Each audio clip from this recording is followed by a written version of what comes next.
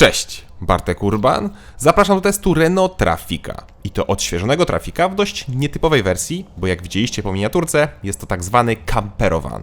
Ale zanim skupimy się na samym kamperze, to porozmawiajmy szybko o zmianach stylistycznych. Na rok 2021 Renault wprowadziło odświeżonego Traffica, w którym zmiany to delikatnie zmienione przednie klosze, nowy grill, nowa maska z innymi wytłoczeniami oraz nowe wzory felg. Dużo więcej zmian jest w kabinie, gdzie mamy zupełnie nową deskę rozdzielczą. Jak widzicie, nowa jest kierownica, zegary, ekran do multimediów, sterowanie klimatyzacją, a nawet i sam układ jest nieco inny, bo teraz ekran jest nieco wyżej i wystaje poza obrys deski.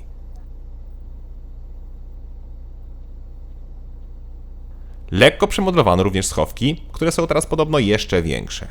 Miło, że można mieć aż 3 USB z przodu. Materiały wciąż są typowe dla auta dostawczego, bo przecież Traffic to auto o rodowodzie dostawczym. Czyli wszystko jest twarde, ale i wydaje się naprawdę pancerne. I co ważne, poprawiło się spasowanie, bo przed liftem było straszne i dużo rzeczy mocno skrzypiało. Tutaj takiego problemu na szczęście nie ma.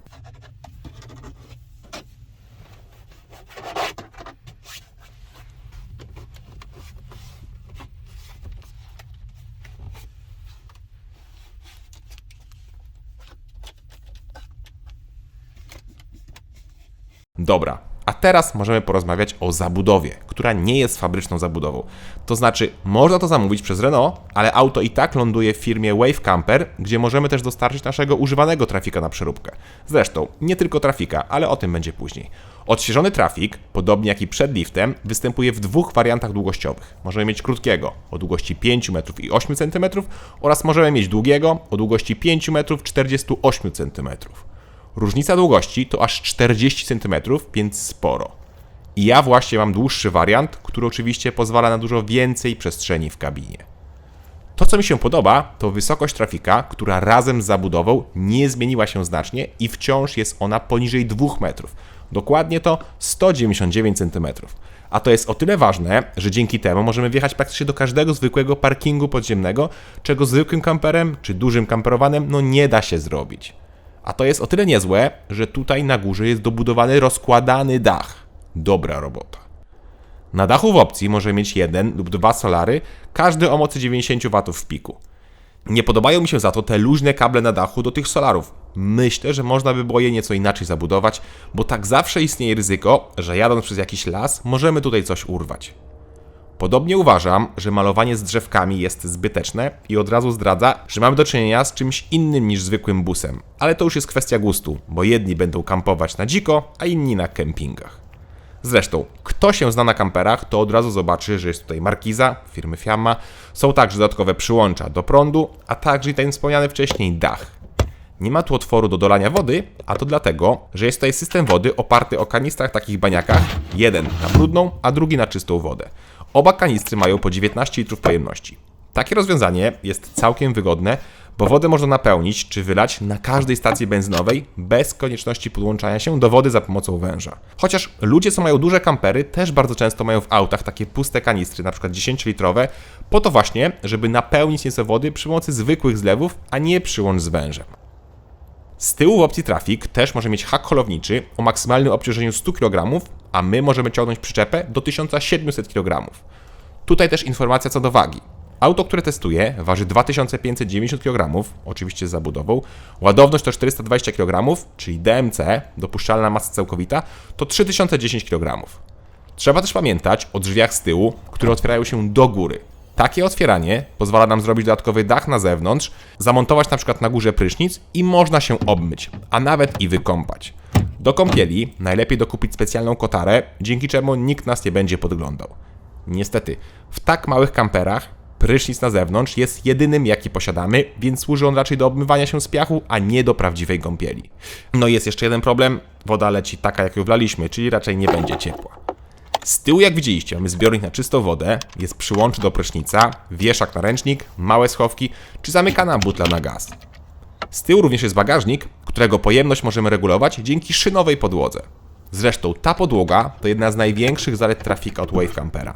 Dzięki temu rozwiązaniu możemy mieć zupełnie dowolny układ z tyłu. W standardzie mamy 2 oddzielne fotele z tyłu z systemem Isofix, które możemy dowolnie przesuwać, przekładać czy wyjmować. Co więcej, możemy mieć układ, jeden fotel za drugim, a obok w te szyny wstawić mocowanie na przykład do rowerów, albo obok rzucić jakiegoś supa. No to jest naprawdę super. Jak ktoś potrzebuje przewozić więcej osób, to można też dokupić kolejne fotele, 5. czy 6, i każdy kolejny kosztuje 6800 zł. Dzięki tej podłodze możemy mieć aż 18 układów wnętrza. Minusem tych foteli jest składanie, gdzie trzeba uważać, bo fotel do przodu kładzie się z ogromną siłą i prędkością. Trzeba mocno uważać, żeby komuś lub czemuś nie zrobić krzywdy. Przednie fotele są obracane i tutaj niestety miałem pewien problem. Otóż fotel pasażera ciągle wydawał z siebie jakieś takie dziwne dźwięki. Piszczał i skrzypiał na każdym wyboju, co w trasie doprowadzało mnie do szału.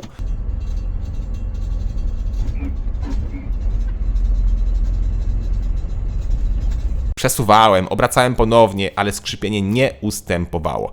Jest to ewidentnie wada obrotnicy. Z tyłu mamy też schowany stolik, który też możemy przesuwać i ustawiać wedle naszego uznania.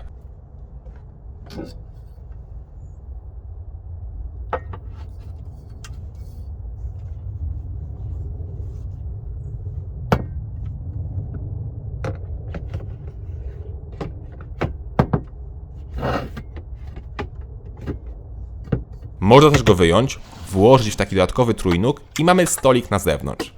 A w opcji możemy mieć też podwieszane 2 krzesła schowane z tyłu w bagażniku.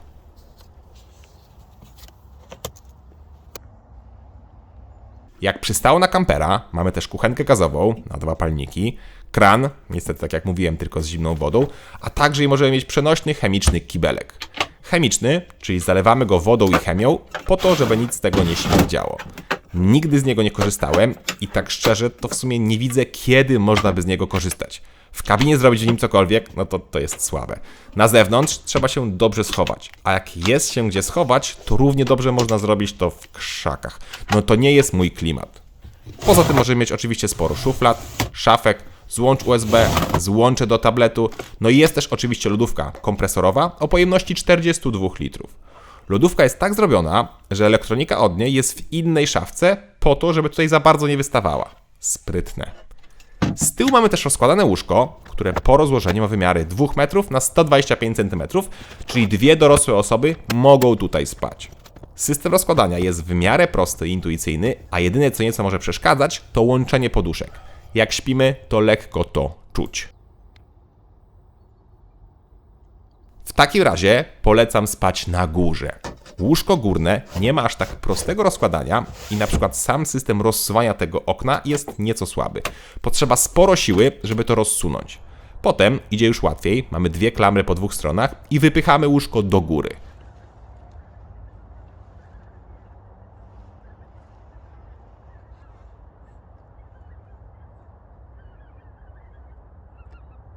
Fajne jest też to, że jak nie potrzebujemy łóżka, to możemy pchnąć sufit do góry i wtedy w tej części mieszkalnej jest ponad 2 metry wysokości, więc nie trzeba się ciągle garbić. Sam materac z systemem Froli jest super wygodny i łóżko w długim trafiku, czyli tym testowanym, ma 230 cm długości oraz 135 cm szerokości, a w krótszym trafiku ma tą samą szerokość, a długość to 2 metry. To łóżko jest naprawdę super wygodne. Mamy też tam lampki, USB, czy można łatwo otworzyć okna, czy zostawić samą markizę. Jedyny problem to temperatura. Ja jeździłem przy temperaturach około 5 do 10 stopni i biwakowałem przy temperaturach dobijających do 0 stopni. Niestety to jest za mało stopni, żeby spać na górze, bo jest tam naprawdę chłodno. Auto ma Webasto, czyli grzanie postojowe, ale nawiewy są na samym dole, więc trzeba by było super mocno grzać, żeby doszło na górę. A wtedy pasażerowie na dole by się ugotowali, bo to Webasto jest bardzo wydajne. Na szczęście pojechałem tylko w 2 osoby, więc spałem ciągle na dole. Ale przy 4 osobach pojawiłby się duży problem. No i problem jest z kąpielą. Ale tak jak mówię, to jest problem każdego małego kampera. Do zwiedzania jest świetny, ale kąpiel trzeba sobie organizować na jakichś mopach lub kempingach. No chyba, że jest bardzo ciepło na dworze, to można użyć tego prysznica na zewnątrz. Zresztą z toaletą jest to samo. Samo wykonanie zabudowy jest niezłe. Materiały wydają się bardzo dobre, tak samo jak i spasowanie.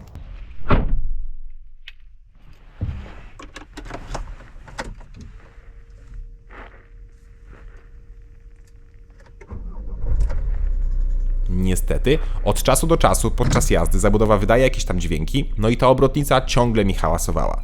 Ale ogólnie zabudowę oceniam na bardzo dobrą, a świetna jest podłoga.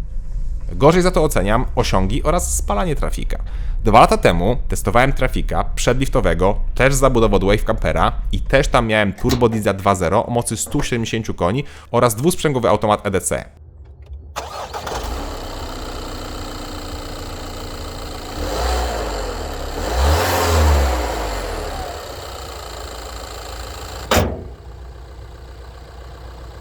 Przyspieszenie, jakie tam robiłem, to 13,9 sekundy.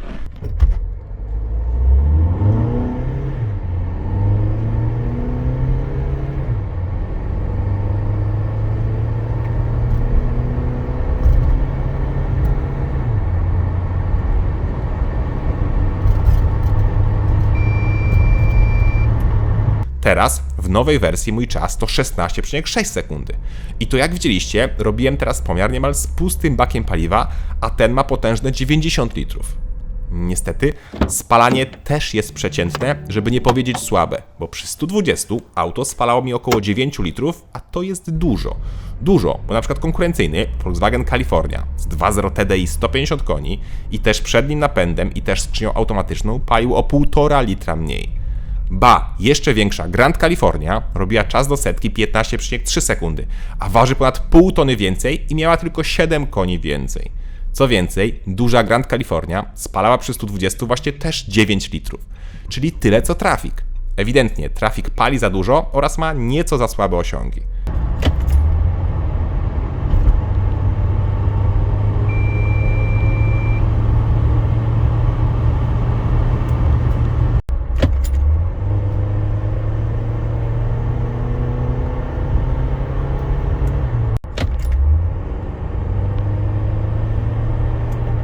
Z tym, że to nie jest muł, zwłaszcza, że skrzynia nieźle reaguje, tylko mówię, w porównaniu do Volkswagena jest dużo wolniej.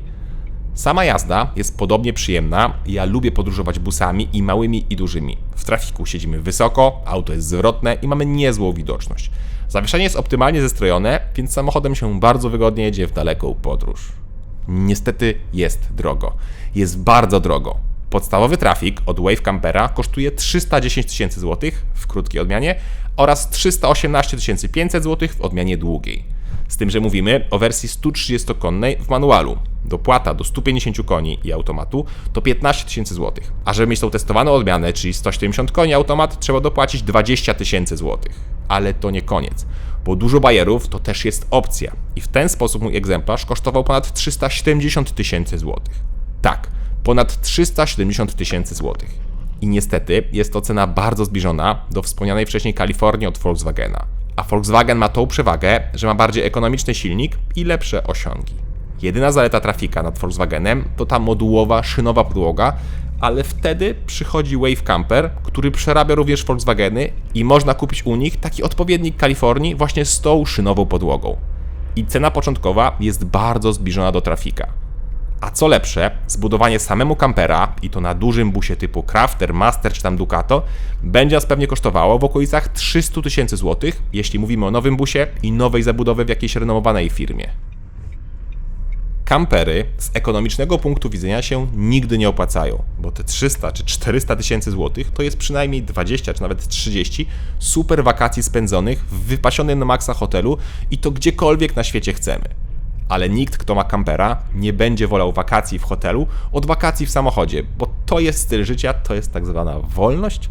I ja to zrozumiałem, jak pierwszy raz testowałem kampera. Jazda jest super przyjemna, spanie praktycznie gdzie się chce jest świetną przygodą, ale jest też sporo wyrzeczeń. Trzeba się nauczyć super organizacji, mycia w minimalnej ilości wody, gotowania na kolanach i często jedzenia też na kolanach.